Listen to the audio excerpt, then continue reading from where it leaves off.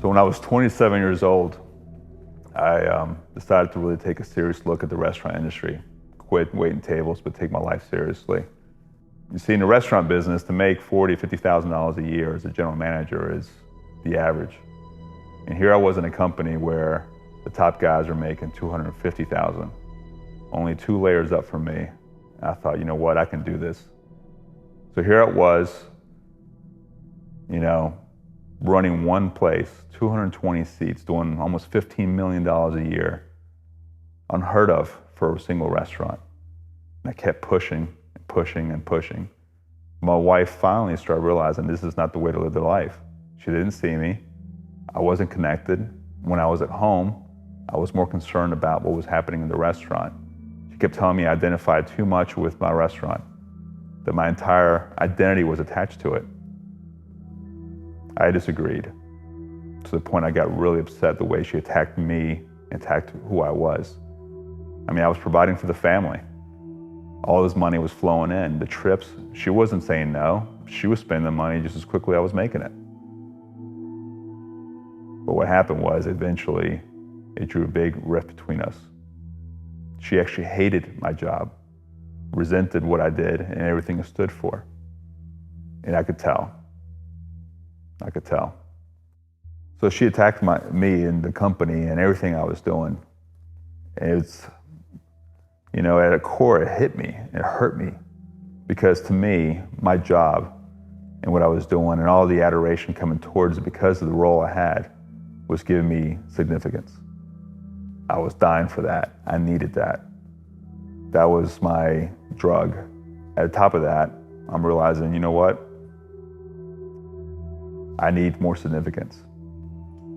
Unfortunately for me, that came in the shape of a young, beautiful woman that worked for me. She laughed at my jokes, made me feel special, told me how great I was. And tell you what, it was a perfect layup because I fell right for it. Next thing I know, I was having an affair. That being said, one day, on a flight to a conference, I sent an email to my mistress' girlfriend. Unfortunately, that email somehow got into my wife's inbox. She at that point informs me that she's forwarded that email to my bosses. Now, they could have looked the other way. I was making them a lot of money. But instead, they stuck to their values and it said, I have to go. I lost my job. To wake up in the morning and have nothing to do, I felt empty. I needed something. I was hungry for something else. And I was just so resentful for not having it anymore. I remember that day was a very painful day for both of us. My wife got to hear all my truths, and I finally got to let it out. I was vulnerable. Then I realized for the first time in my life that everything that I thought was what I needed, the drug of being told how great I was and significance from others, was purely a lie, and that I didn't need it. Because I didn't feel as alive as I ever had until I finally told the truth to someone else. My wife and I decided to go see a movie together, the movie Courageous. I felt that I was in that pit of despair, and when you're in a pit, you only have one way to look but up, right?